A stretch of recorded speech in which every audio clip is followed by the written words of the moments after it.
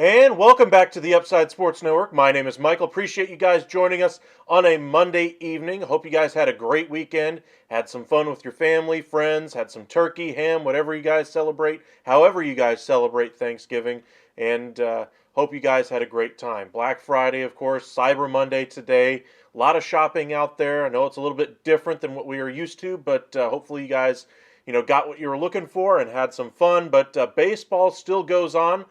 Major League Baseball's hot stove season is obviously here. One of the biggest contracts we've seen so far this offseason was handed out in the past 24 hours. We'll dig into that here in just a moment. We'll update you guys on Yamamoto sweepstakes, the Ohtani rumors, and we'll get you caught up on all the other transactions around Major League Baseball. But first, make sure you guys hit that like button and subscribe. Spam that heart button in the chat if you don't mind. That really does help us out. Posted a few videos today. If you guys want to check those out after this live is over, feel free to do so. We break down the signing of Kenta Maeda, the Sonny Gray signing, and the Jason Hayward signing as well. More videos are on your way tomorrow. And remember, winter meetings are right around the corner. We'll be live for pretty much the entire time there. So make sure you guys tune in and join us. Follow us over on X at UpsideSN and on Facebook, Upside Sports Network. Welcome in, Jordan. Welcome in, Robert.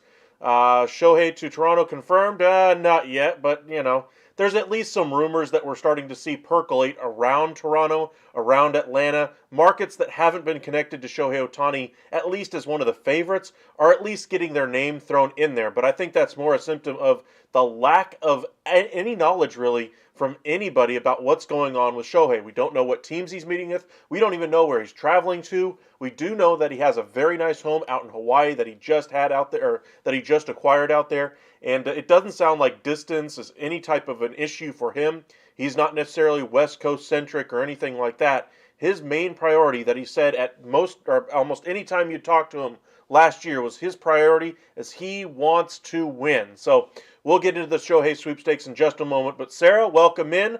Appreciate you for joining us. So I was kind of hoping you were going to be here because that's going to be our item one today is the Sonny Gray signing with the St. Louis Cardinals. Sonny Gray, 3 years, $75 million. That makes not one, not two, but three starting pitchers that the Cardinals have now acquired over the last week to 10 days. Lance Lynn being the first 1 year plus an option. Obviously in need of a bounce back year. We'll see if he's able to do so, getting back into familiar confines there in St. Louis. Then you bring in Kyle Gibson, another good veteran arm that they bring in who's had some good run in the past couple of years. Not exactly a front of the rotation arm anymore, but could be a number 4, number 5 starter and give you some good innings. Probably 100 to 150 innings. I think would probably be a good season for Kyle Gibson. Lance Lynn is going to give you innings. It's just a matter of what quality. But for Sonny Gray, he's in a different category than either of those two starting pitchers. Sonny Gray has obviously been one of the better starting pitchers ever since his time in Oakland. He did not work out in New York, whether that be just the market, the media, whatever the case may be. Things just didn't work out there. Went on to Cincinnati, was back to being the old Sonny Gray. Spent some time, obviously, in Minnesota. He was great there. And if the Cardinals get that version of Sonny Gray that we saw last year, was a Cy Young runner-up in the American League for the Twins last year, that would be exactly what the doctor ordered for this rotation. They lacked consistency last year. That's why you saw them really struggle, even with having Jack Flaherty, Jordan Montgomery, Jordan Hicks, all a part of that pitching staff. All of those pieces went on to play significant roles down the stretch on other teams, none more important than Jordan Montgomery. Speaks volumes about the character, the pitcher that he is, that the Cardinals still want him back. We'll see if the Sonny Gray signing actually deters them from going out there and putting one more big-time starter in that rotation. But the case for the Cardinals having one of the better off seasons so far is definitely a good one. They've addressed their biggest need, which was starting pitching. Bringing in Sonny Gray really crystallizes the front end of that rotation. They brought in some good arms for length. Then if they can just continue to develop pitching, which is what they've done over the course of their entire organization, then they'll be right back in the winning ways that they've always been in. But Sarah, congratulations. Your Cardinals finally look like they have a decent starting rotation again. The question will be, can they be consistent? You think Matz might get traded? Okay. We shall see. Maybe they win that Yamamoto sweepstakes and then they would have an extra arm to go ahead and deal somewhere else. So if they do win that sweepstakes, maybe they turn around and trade him. But there's a lot of starting pitchers on the market. Item number 2 is the Kenta Maeda sighting. 2 years, $24 million to the Detroit Tigers. Maeda missed all of 2022 with Tommy John, missed the beginning of 2023, only pitched about 20 games, started only 20 games, but he was still very good. A 4+ ERA as he recovered from injury anyway. He should be a little bit better a year removed from injury, so I'm expecting a better version of Kenta Maeda. You remember the years he had with the Dodgers, how great he was with that team, both as a starting pitcher and out of the bullpen. He was very, very vital to them actually getting to the World Series and playing as good as they did back then. But Maeda certainly has struggled with some injuries recently. We'll see if he's able to stay healthy with his time in Detroit. The one thing Detroit Tigers starters have not had is health. All three of their young starters, Casey Mize, Tarek Skubal, among others, Matt Manning as well, have all suffered big-time injuries over the last year plus. We'll see if they're able to stay healthy for 162 or even 130 at this point would be a godsend for that organization. But Kenta Maeda is another guy to help them get all of the innings that they're going to need out of that pitching staff. So good signing there. I still think they're in the market for a couple of other starters, a couple of other arms as well. They've been connected to Seth Lugo. They've been connected to Eduardo Rodriguez, who I think is going to get one of the biggest contracts. I think one of the biggest surprise contracts out of this free agent class. Pitchers, pitchers, pitchers is the name of the game this year. Position players, not so much. Very scarce resource on the market, which you think would kind of jack up prices. But we've seen the price of poker, for smaller level players like Paul DeYoung, 1 year, $1.75 million with incentives to go to the White Sox. There's not a whole lot of great position players out there on the free agent market. That's why we saw the Eugenio Suarez trade, the Luis Urias trade, both of those involving the Mariners, solving some holes via trade as opposed to going into the free agent market. We should see some more trade activity as we get closer to the winter meetings. I'm expecting a flurry of trade activity over days 2 and 3 of the winter meetings. So make sure you guys are live with this during the winter meetings as we'll break down every single one of those trades live for you. You're hoping you're thinking they could trade Bo so they could sign Ohtani. That's not happening. Ohtani, I don't think, signs there if they lose Bo. I think Bo Bichette is the leader of that team. I think the days of Vladimir Guerrero Jr. being the heart and soul of that team has long since passed. And Bo Bichette's the one that's kind of organizing things off the field for them as well during the offseason. He is the leader in that clubhouse. It's not Vlad Guerrero Jr. Guerrero Jr., of course, had that big blunder in the postseason, base running mistake in Minnesota that you could argue cost them a chance to win that game. And ultimately, Minnesota Twins win their first ever playoff series. But a lot of questionable decisions in that series. It's not just on Vlad Guerrero Jr. There was an article up on MLB.com, just kind of a bonkers trade ideas from Anthony Kastrovich. I was watching this morning on Hot Stove about some of his ideas. One of his crazy ideas was a trade that would send Vlad Guerrero Jr. And Alek Manoah to the Mets in exchange for Pete Alonso and Jeff McNeil. I don't think that would happen, but I think the idea of Vlad Guerrero getting traded is far more likely than a Bo Bichette type of trade. So to kind of respond to your comment there, Robert, I just don't think there's any way Bo Bichette gets traded. I think that's a pipe dream from outside markets, hoping that maybe they could get something like him from that team. In case you guys are missing what Bo Bichette's real value is on that team, he has 555 hits over the last 3 years. He's almost an automatic 200-hit guy every single year. He's only behind two other guys. I want to say it's Freddie Freeman and Trey Turner, I believe, are the top two. But I could be wrong about Freddie. But I know Trey Turner's just ahead of him there. But Bo Bichette is right on that level. You might not think of him that way, but that's the type of player he is. He is 2 years away from free agency. So if he gets to free agency, be aware that there's going to be some big-time interest from outside teams as well.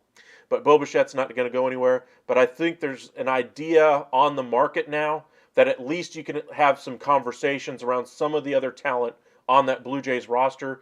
And if you want to check out that Anthony Kastrovich article, feel free to do so, MLB.com. The other news of the day was Jason Hayward, 1 year, $9 million. Yeah, that Jason Hayward, the one that signed all those mega bucks to play for the Cubs, ultimately didn't work out, signed a minor league deal with the Dodgers last year, played fairly well, had a little bit of a resurgent year, good leader in the clubhouse, but $9 million? Aren't the Dodgers looking at bigger things like, say, Shohei Ohtani, Yamamoto, Snell, supposedly Sonny Gray, the trade market, Corbin Burns, Willie Adames, Tyler Glasnow? There's a ton of starting pitchers like Shane Bieber that they're also interested in. Where exactly in that formula does it say, hey, priority number one, lock up Jason Hayward?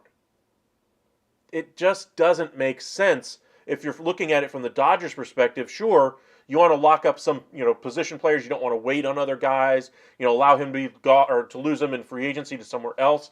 But $9 million for Jason Hayward? Are we talking about the same guy? I don't see the point for the Dodgers to put that much money on the table at this point in the offseason.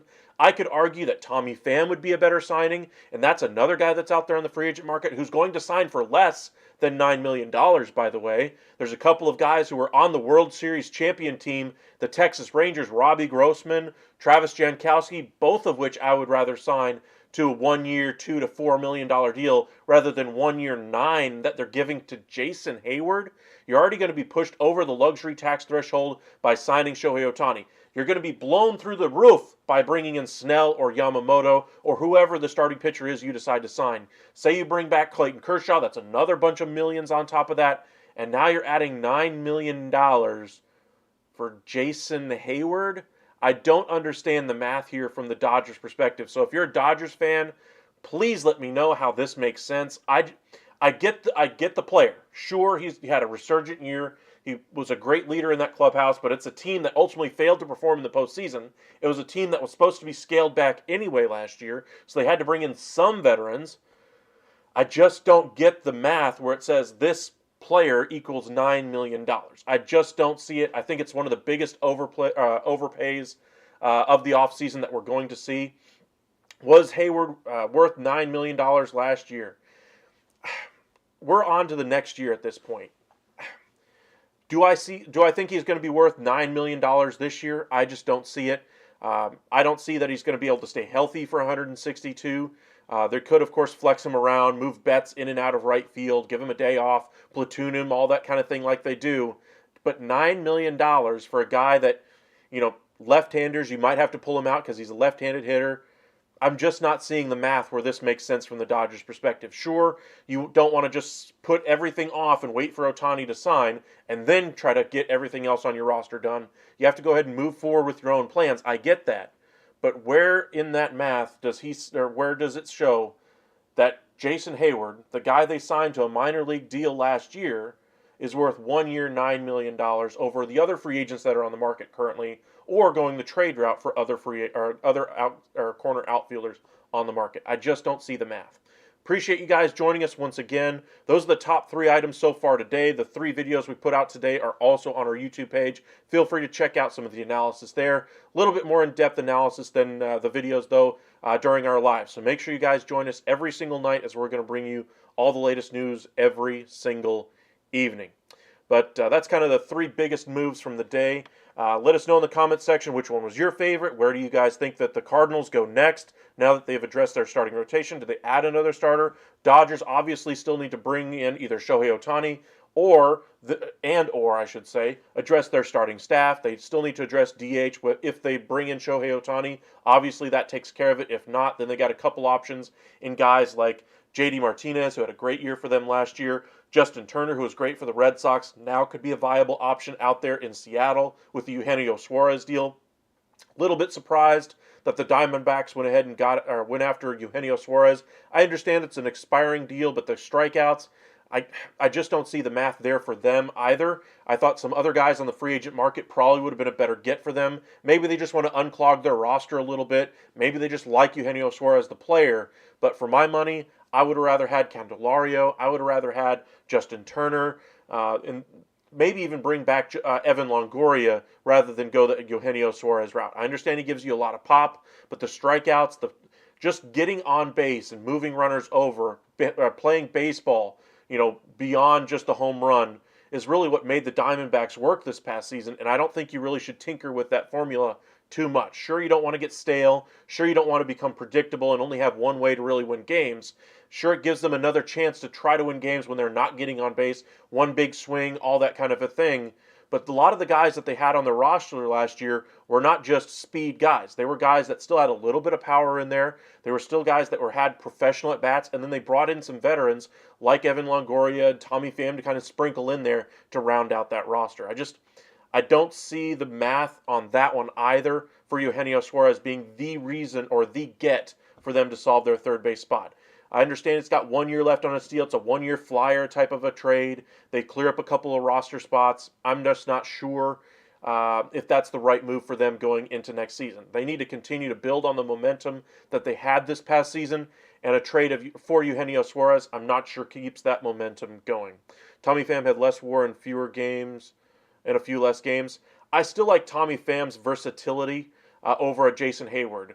Jason Hayward to me seems like a one-trick pony out there in right for them last year. Right-handed pitching, that's when he's going to be in the lineup. The one thing the Dodgers do more than any other team, well, I shouldn't say more than any other team, along with the biggest frequency among the teams like the Giants and the Rays, is going to be the platoons. They like to do that in their corner outfield markets, or in their corner outfield. We've seen that quite a bit out there in left field over the last 2, 3, 4 years. Right field, they've had Mookie Betts, obviously. Now with him moving into second base because they brought in Jason Hayward, now that gives them some unique lineup constructions that they can go with. Reminds me a lot of how they utilized Kike Hernandez his first time with the club. But this is a team that needs players that can play 162, not 81 games. That's the one thing that with the Dodgers that have had an issue with of how they built their team is they're not necessarily built to win in October. They can't handle both right and left with the same lineup. So if one guy is hot, immediately the other team throws out the other pitcher, the left-hander or the right-hander, whichever lineup works best for them that day, and they can kind of neutralize the hot hand, if you will, in that Dodgers lineup. If they're able to have more of a consistent lineup, a day-to-day lineup that they can utilize every single day, even if it's just one or two positions that they're able to put another guy in there that plays 162, I think that gives them a far better chance to win games. We saw how reliant the Dodgers have been over the last few years over the top 3, top 4 hitters in that lineup. They traded, big-time trades out there to bring in Manny Machado, Trey Turner, Max Scherzer, big-time trades to solve some issues over the last few years. Last year, of course, being the scale-it-down season for them. But the platoons, I just don't see that being the formula for them to win long-term. I would like to see them be able to, do some other things. As far as the platoons, sure, keep some of them. But, for instance, the trade idea that I posted a couple of weeks ago was the Willy Adames, Corbin Burns one that was actually part of Anthony Castrovince's article on MLB.com today, going to the LA Dodgers. That would be a great get. Adames plays 162, solves your shortstop hole. Gavin Lux, you're not sure how healthy he's going to be next season and how productive he's going to be if he is able to stay healthy. I'm just not sure that going the platoon route is the way the Dodgers need to continue to go. I thought we saw the limitations of that type of roster last year, where they were unable to get really anything going offensively. Max Muncy finally lengthened out that lineup a little bit. I'm not sold on the platoons working for the Dodgers. They may work great for teams like the Rays and the Giants over the last couple of years, but we've seen the limitations of those same platoons. But we'll see what ultimately happens for the Dodgers the rest of the way. If they bring in Shohei, obviously he's going to be penciled in there, lengthens out that lineup a little bit, and then I still think they need one more everyday player that plays 162. I'm not saying Hayward's a terrible sign as far as, he's not going to be a good part of this team at all. I'm just saying I don't think it's worth the $9 million. I think there's better ways you could have used that money, and I think there are other free agents I would have gone after rather than paying $9 million for Jason Hayward, even if you think he was a good fit on the Dodgers last year. I think you're still relying on Freddie Freeman to be one of the vocal leaders on that team, along with Betts, along with Smith. If you're relying on Jason Hayward to come in on a 1-year, $9 million deal and be the voice of that team, I think you're greatly missing the point of having those superstars on your roster and having them be the leaders. If they're not the leaders on the roster, then what are you doing, LA? I think those guys are the leaders. I think Freddie Freeman's a great leader. I think Mookie Betts is another great leader on that team. But I keep seeing some of the articles that are posted today defending the $9 million as he's going to be one of the clubhouse guys, that really keeps this team together, galvanizes them like he did last year. To me, that's kind of the Anthony Rizzo territory. Anthony Rizzo's far better at it and far more productive on the field at first base. Gives you the defense there. Hayward does have some versatility to play different outfield spots, but for the majority of the season, he's going to be in there in right field against right-handers. That's where he's going to be the majority of the time. When the lefty's out there, it's going to be hit or miss whether he's even in the lineup that day. And that's why I'm saying, if you're going to have kind of a platoon with Hayward anyway, why are we paying $9 million for it, let alone not going after these other players or going after a guy who's going to play 162? There are just other ways I would have attacked that same position rather than bringing in Jason Hayward on a 1-year $9. Maybe a 1-year $4 would have been a little bit better, but we'll see what ultimately happens for the Dodgers. I think the Dodgers offseason is not going to be made or broken by Jason Hayward. I think it's going to be made or broken based on what they do with that starting rotation first and foremost, and whether or not they get Shohei Ohtani. The biggest reason why they pared down their salary last year was to reset their luxury tax threshold for Shohei Ohtani. If they are not the high bidder for Shohei Ohtani, then what was the point? We'll see what happens with the Dodgers. We'll see where he ultimately goes. But there's literally no news out there on Shohei Ohtani. No rumors are being spilled, and that's kind of where I want to go with item number 4, is the update on Shohei Ohtani. There isn't one. When is the last time we've seen this big of a free agent in any sport not really have any true media coverage as far as where his travel plans are, what teams is he at least talking to, what calls is the agent at least taking, what's most important to him in free agency? We haven't really heard anything from his camp or other teams that are even talking to him or about the possibility of bringing him in since the end of the season. Everybody's relying on outdated information, relying back to a time when he was posted in the international system. That's very old information. We saw John Heyman cite that earlier this offseason, saying, hey, this is 5 years old, but last time he was in this type of position, the West Coast was given some priority. Well, yeah, that was then. This is a completely different time. We saw how things worked out in L.A. I still think the biggest priority for him remains winning. There's an intriguing case to be made for the Atlanta Braves to be one of the favorites if that's the biggest priority for him. They've missed out on a couple of their biggest targets this offseason in Aaron Nola and now Sonny Gray. They're getting a little desperate, and Alex Anthopoulos likes to move quickly in the offseason. He's missed the boat a couple of times now. I'm not sure that they necessarily had the highest offer in there for Sonny Gray. I know they were up there for Aaron Nola, but they need some starting pitching.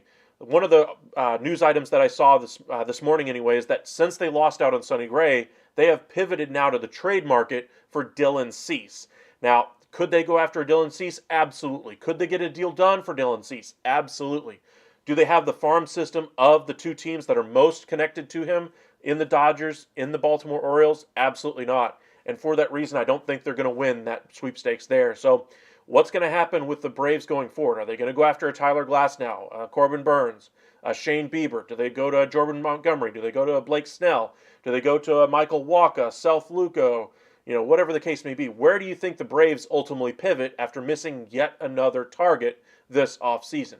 Like I said, Alex Anthopoulos likes to move very quickly as the Braves GM. So we've seen that happen the last 2 off seasons. He likes to make his deals early. We saw the last couple of years he signed 4 free agents before they got to the winter meetings. They got their big shopping done. They haven't really done that so far this year. They brought in Ronaldo Lopez. They cleared off some of their roster in the big Aaron Bummer trade. They non-tendered a bunch of guys. They've got roughly 32 players on their roster right now. They have the flexibility to make some big-time moves. They were in there for Aaron Nola all the way to the end. His preference was to stay in Philadelphia. They lost out on him. Okay, we lost out on him. Let's pivot to our next target, Sonny Gray. Seems like the whole industry thought that Sonny Gray was going to end up in Atlanta. Ultimately, it did not happen. Whatever the case, why he chose to go to St. Louis over Atlanta remains to be seen. But it sounds like the money was best in St. Louis, so you can obviously understand why he took that offer. The Cardinals have also been one of the most winning teams in all of professional sports over the last 25 years. Last year was the first time they had missed the postseason in a significant period of time. So the Cardinals bringing in Sonny Gray, great move for them. Hopefully we'll get them back into the postseason next season as far as Cardinals fans are concerned. But for the Braves, they've missed out on 2 of their top targets. What's going to happen next for them? But as far as it relates to Shohei Ohtani, the winning formula for the Braves is that they've got or all of their guys are pretty much locked up for a significant period of time, at least the next 2 to 3 years, including their catchers, and then their biggest pieces are under contract for a significantly longer period of time. Ozzie Albies, Ronald Acuna, Austin Riley, Matt Olson are all under contract for 5+ years. So the Braves are pretty much set from a roster construction standpoint. The one problem they have is that their ace, Max Fried, is only under a contract for 1 year. So the argument that Steve Phillips was making on MLB Network today was that Max Fried could pitch for you this year while Shohei Ohtani is their DH full-time. And then next season, they don't necessarily have a huge hole in that rotation because Shohei Ohtani immediately slides into where Max Fried was if you ultimately end up losing him. So we'll see what happens with the Braves, but they've missed the boat now a couple of times on their top targets. I'm curious to see how quickly he rebounds on that pitching market. So for me, the Braves still need at least one, maybe two starters, depending on how you believe the market or how you believe Ronaldo Lopez will perform if he gets a chance to play in that rotation. And then we'll see what happens there. Welcome in Aaron, excuse me. Combined Aaron and Sarah there. Give me Glasnow in a trade. I would love Tyler Glasnow right now on the trade market. I think Glasnow and Burns are probably the 1 and 1A of this year's starting pitching trade market. As far as the relief market, there's not a ton of relievers out there that are trustworthy. Josh Hader, of course, top of the market. Then you got a bunch of guys that are in that $8 to $10 million range that'll get 2 to 3 year deals. Talking about guys like Jordan Hicks, players of that ilk. But as far as closer 1A type players, Josh Hader's really it that's on the market. You could say Aroldis Chapman used to be at one point. We saw his struggles in the postseason, struggles commanding the strike zone, struggles holding on base runners, walks, etc. But he's still a good arm, but he's no longer in that category of super ace reliever out of the bullpen like a Josh Hader. So then you look at the trade market. Maybe you could see a trade for a guy like David Bednar out of Pittsburgh. That would be another intriguing get here on the market. The Red Sox are going to be an interesting team. If they miss out on their top targets in the starting pitching market, say that, like we already mentioned a few weeks ago, is that they were connected to Jordan Montgomery. Seems like his market is now down to Texas, St. Louis, and New York. Texas being the most likely at this point. But if they don't get Jordan Montgomery, say they don't get one of the top guys out there and they have to settle for a Michael Wacha and a Seth Lugo. If that's the starting pitching you're bringing in, that's not going to get it done. That's not going to win you a pennant. That's not going to win you the division. That's not going to get you the wild card in that tough AL East. So the Red Sox, maybe they pivot and trade off some of their relievers and try to get a starting pitcher that away.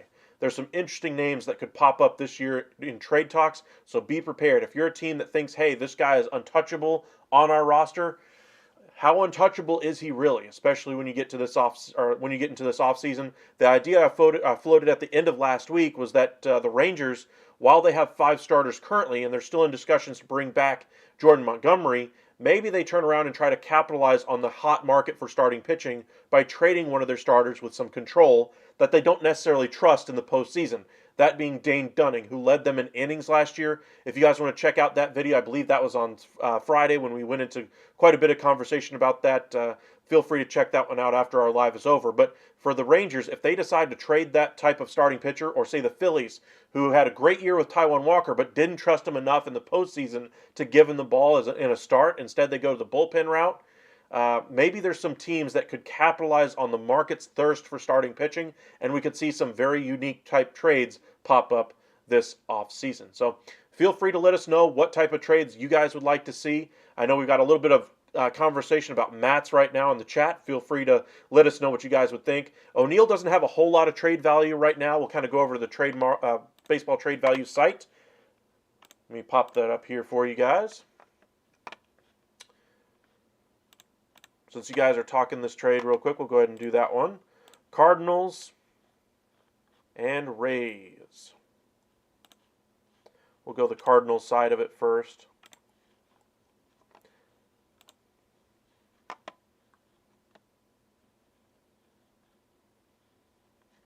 O'Neill and Mats both don't have a whole lot of value, but that gets you around 10 or 11. In case you guys are wondering, Tyler Glasnow, I think he's around 20-something surplus value. Last I saw. He's close anyway.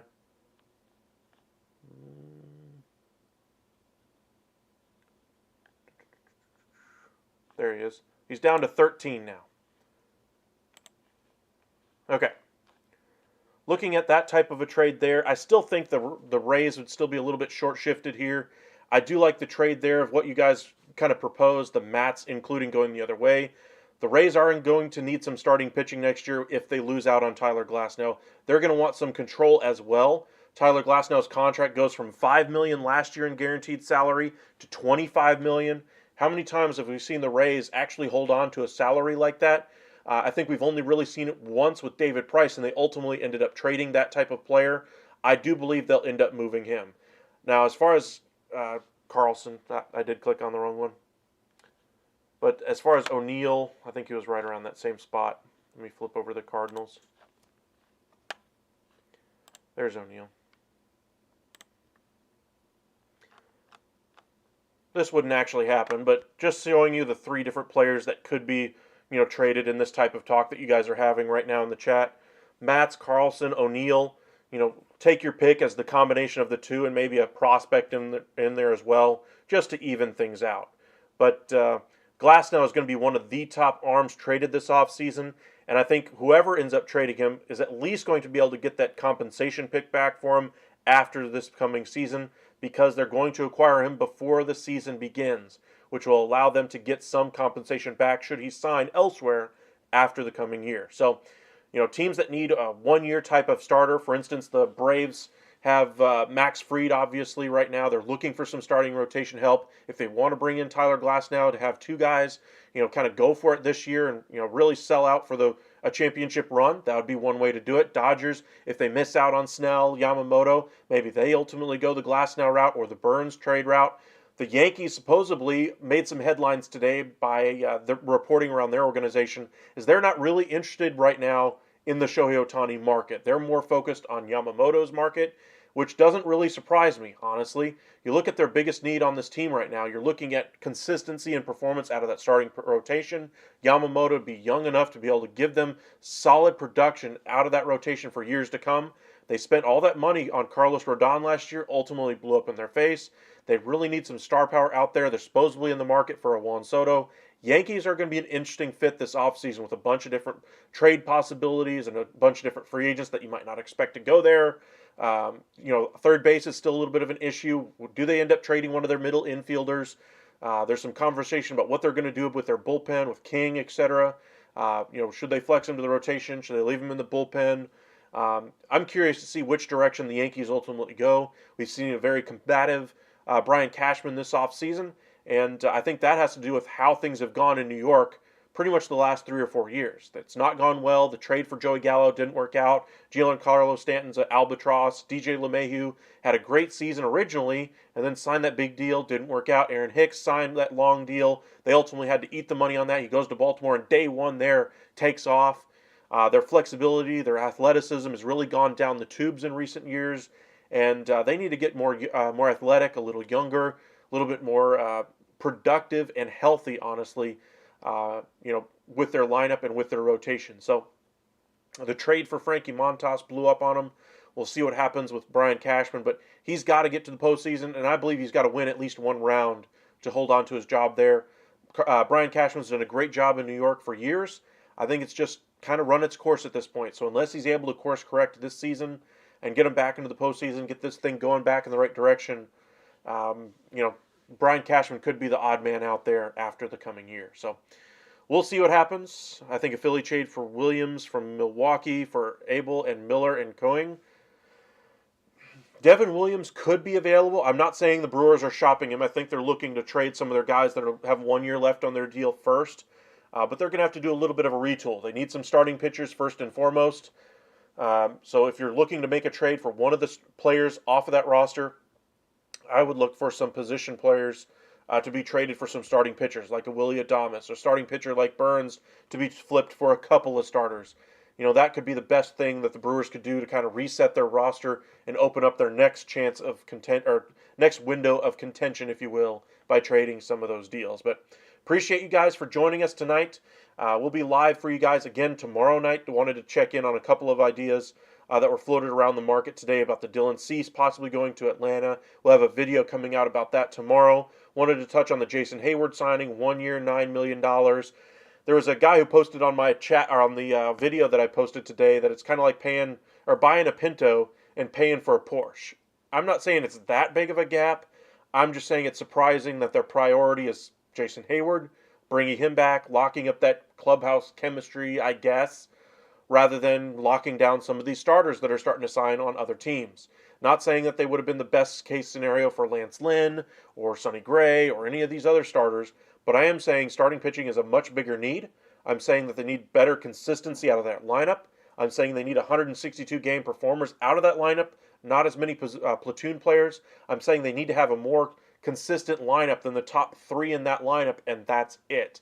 That's been the issue for the last couple of years. I understand they pared down the salary, their luxury tax capabilities, all that kind of thing this past season. It was a little bit of a retooling type of year for them. I get all of that, but I'm just questioning the amount for Jason Hayward. I'm questioning the timing for Jason Hayward, and I'm questioning their priorities going into this offseason. That's about it. Good question there, Robert. I'll touch on that one here in just a moment. The other one was that the Sonny Gray, 3 years, $75 million to the St. Louis Cardinals. That's give them 3 starting pitchers that they've signed so far this offseason, and Kenta Maeda, 2 years, $24 million to the Tigers, who are still looking for more starting pitching. But how much do I think Ohtani signs for? 500 or 600 million? There was an interesting article put out by The Athletic's Eno Saris. He kind of calculated how much the salary for Shohei Ohtani really would be worth. Both times he calculated it, he roughly calculated around $425, $440 million, around that 12-year range. That would be very similar to the number Mike Trout got. I don't think that's where the number ultimately ends up being. You look at all the impact Shohei Ohtani brings to you off the field, endorsements, the money from Japan, all those jersey sales, ticket sales. You can raise the price of tickets in your home park. A team like the Texas Rangers is already going to raise their prices anyway because of their World Series winning team. If you bring in Shohei, you can even crank him up even higher. There's going to be some interesting things that are going to happen around Shohei. So as far as to answer your question, do I think he gets 500 or 600? I do think he gets to 500. I think he gets darn close. I think he'll probably be around that 500 to 550 range. I think 600 is a little rich for him at this point because he's going to miss one season pitching. If he was able to pitch this coming season, then we could talk about the 600 number. But I think since he's not able to pitch for one of those years in the prime of his career, you're going to be paying him through his age 40, 42 season, somewhere in there, once you acquire Shohei. So I think the number is going to be closer to 5 to 550 rather than 6. Jack, who do you think Glasnow goes to, Cardinals or Reds? I'm going to say neither. I don't think the Reds, as much as they have the prospect capital to do it and position player capital to do it, the Rays are going to need some starting pitching back, and the Reds don't necessarily have a starter that they could send back the other way. As far as the Cardinals, I think they've already got their 3 starters. They could go the trade route, sure, for a Glasnow, but I think they're more looking at other things on their roster at this point. They've already got some nice pieces there. If they trade off of a guy like Matz, like Sarah was mentioning earlier, Matz would be an interesting piece to flex to the bullpen, like she mentions as well. But I think their rotation is pretty much set as is, unless an opportunity comes their way that they just can't pass up on. I don't think they have to outbid other teams for whatever player that they absolutely have to have on their starting rotation right now, because they brought in those 3 starters. Gives them some flexibility, allows them to sit back in the starting pitching hungry market and say, hey, we'll take advantage of this team, we'll take advantage of that deal, we'll look for that player, and just kind of go after certain types of players that they want on their roster, rather than filling a need that they don't necessarily like the player for. So to answer your question, do I think he goes to the Cardinals or Reds? I'm going to say neither. I think he goes off the board. I think he's going to go to another team that we haven't really talked much around Tyler Glasnow, like the Braves, the Rangers, the Dodgers, teams like that. Even teams like the Boston Red Sox, if they don't get another starter in there. Yankees obviously could make a move for it, but that would be within the division. Detroit Tigers are said to be looking for another starter, but he's only got 1 year left on his deal. So if you're looking for a destination for him, I would look more towards the playoff teams from this past season and teams that just missed out on the wild card by like a game or 2. So we'll see what happens. But I think the Rays do want to add active player. Yes, that's why I'm thinking as far as the prospect part of this is that they're going to be needing some starting pitching back. That's since they're going to be without Shane McClanahan next season. He's going to be out for the year. Adames depends on what happens with him as to what's going to happen for them at short. Is he even going to be able to play baseball ever again? Rays have some interesting questions. That's why, Glasnow being their biggest trade chip, I think they want major league assets. But if you're getting a trade like Matz, and say you get Matz and Carlson, the trade that's on our screen right now, or Matz and O'Neill, let's go ahead and take Carlson out. That would give you two pieces on your major league roster, and then you'd be able to add a prospect there. So to kind of answer your question there, Robert, I do think they want some active players for their major league roster if they trade Tyler. If they trade Tyler Glasnow, when they trade Tyler Glasnow, but they're going to get. I don't think they're going to get fair value back from a major league player. So I think they're going to have to get some prospects back in that type of a deal as well. Glasnow will be the better piece of the whatever the Glasnow trade ultimately ends up being. So appreciate you guys joining us tonight. Kind of got a late start tonight. We'll start a little bit earlier tomorrow, probably around 8:30 or so. I know it'll be another late one, but we'll get a little earlier and have some fun with the trade simulator here, and hopefully we'll have some more signings. Remember, baseball's winter meetings are less than 6 days away. So spam those hearts in the chat if you're excited for the winter meetings. Let us know, what teams you're keeping an eye out for this offseason. I'm keeping an eye on the Atlanta Braves. They have to do something. They seem more desperate to do a big type of a move than they have been in the last 3 or 4 years. So I'm very curious to see which direction Atlanta goes. I do think they'll get something done for a starter. I'm just curious to see which direction they go. Do they go the Burns route? Do they go the Glasnow route? Do they go the starting pitching route on the free agent market like Snell? Do they go after Shane Bieber? They've been connected to Bieber. I'm curious to see which direction the Braves ultimately end up going.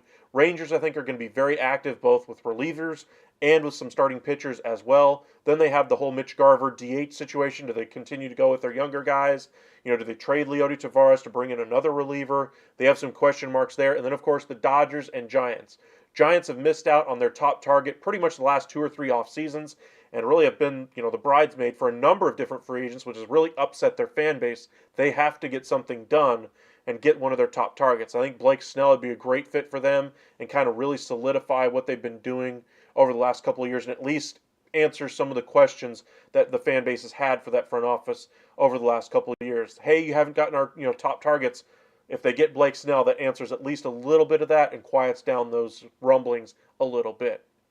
Dodgers, of course, because of Shohei Ohtani, because of Yamamoto, because of their need for some starting pitching, because of, it's LA, and they've been one of the most winningest teams in the National League for a period of 10 plus years at this point. And are they able to extend that window of contention a little bit longer? Will they re-sign Clayton Kershaw? Which starters do they bring in? Who do they trade off of that roster to help revamp this team around whoever they bring in this offseason? Do we see the return of Justin Turner? And then, of course, with the Seattle Mariners. They made the move for Eugenio Suarez, made the move to get off of the money of Eugenio Suarez, that I think at least gives them a possibility of going after Yamamoto or Snell in that starting rotation, and then trading one of their starters to bring in some more talent either at second base or at the corner outfield spots. But the Mariners are going to be very active, as they always are with Jerry Dipoto. But appreciate you guys joining us tonight. Let us know in the chat where you think some of these guys ultimately get traded. Where do you think they're going to sign? Spam the hearts in the chat. And again, we'll be live for you guys tomorrow, probably around 8:30. So make sure you join us then. We'll post a few videos for you guys tomorrow as well. One posting will be about the Dylan Cease and the Atlanta Braves rumors that we saw a bunch of today. And we'll post a couple other videos should any other major signings happen tomorrow as well. Appreciate y'all joining us tonight, and we'll see you tomorrow.